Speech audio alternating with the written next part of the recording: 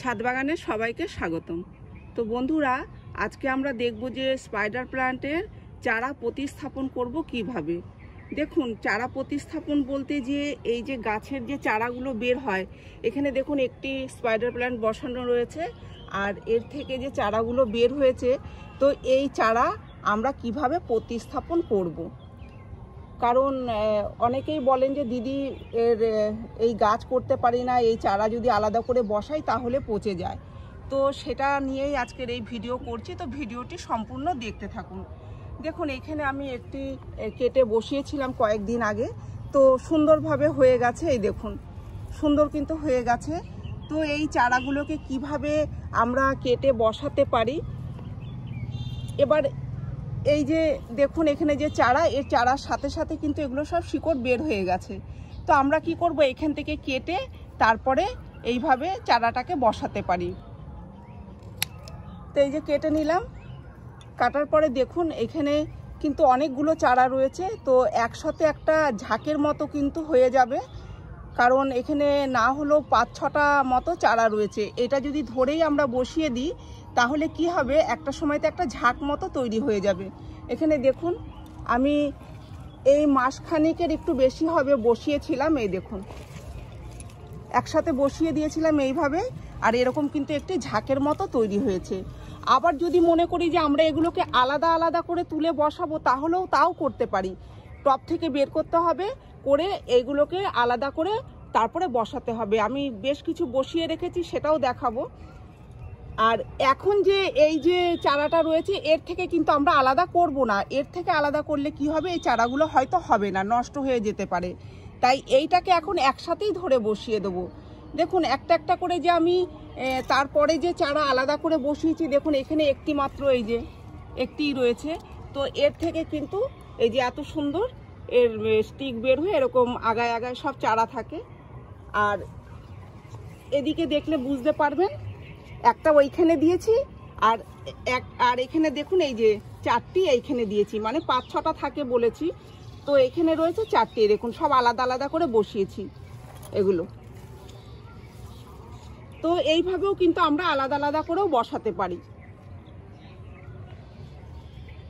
তো আমি যে এইখানে যে মাটিটা নিয়েছি, দেখুন এই মাটিটা কিন্তু একটু মাথায় রেখে করবেন, কারণ যেহেতু চারা বসাবো। তো চারা বসানোর সময় এই মাটি নিয়েছি আমি 1 ভাগ মাটি, 1 ভাগ নিয়েছি বালি, অর্ধেক ভাগ নিয়েছি কোকোপিট, আর অর্ধেক ভাগ নিয়েছি জৈব সার। এই দিয়েই কিন্তু বসাচ্ছি। এইভাবে যদি আপনারা বসাতে পারেন তাহলে আশা করছি একটি চারাও নষ্ট হবে না।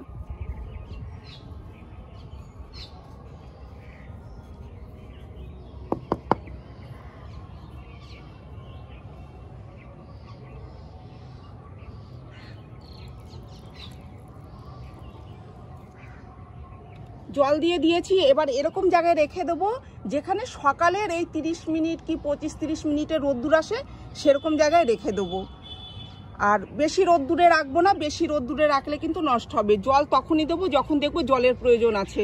হালকা হালকা করে ওপরে ওপরে একটু জল ছিটিয়ে দেবো, কিন্তু বেশি একেবারে কাদা কাদা করে জল দেবো না, তাহলে কিন্তু এই চারা নষ্ট হয়ে যাওয়ার ভয় থাকবে, পচে যাবে। কারণ যেহেতু একটা কেটে বসানো হয়েছে, তো এই চারাগুলোকে এইভাবে বসাবেন, তাহলে দেখবেন একটাও নষ্ট হচ্ছে না। আর একটু বড়, দেখুন এখানে কিন্তু বেশ বড় হয়ে গেছে, একটু বড় করে তবেই বসাবেন। যেরকম এই চারাগুলো খুব ছোট ছোট, এই দেখুন এই চারাগুলো ছোট ছোট, এরকম ছোট ছোট অবস্থায় বসাবেন না, এর মাত্র শিকড় বের হচ্ছে এই যে। আর এটাতে দেখিয়েছি বেশ কতগুলো শিকড় বের হয়ে গেছে বড় বড়।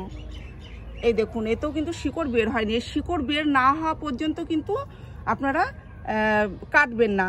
আর যদি এই অবস্থাতেই বসাতে চান তাহলে কি করবেন,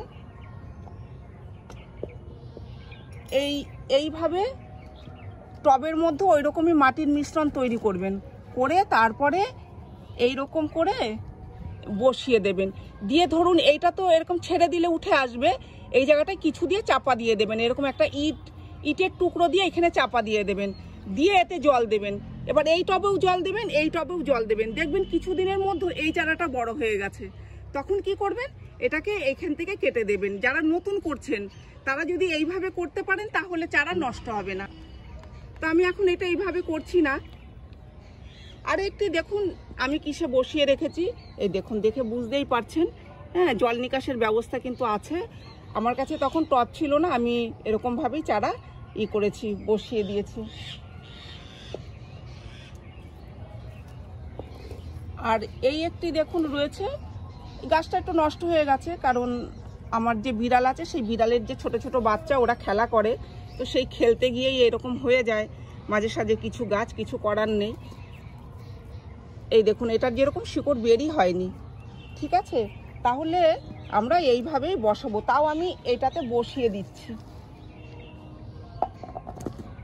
এই দেখুন, একটু বেশি করে মাটি নিয়ে নিলাম, নিয়ে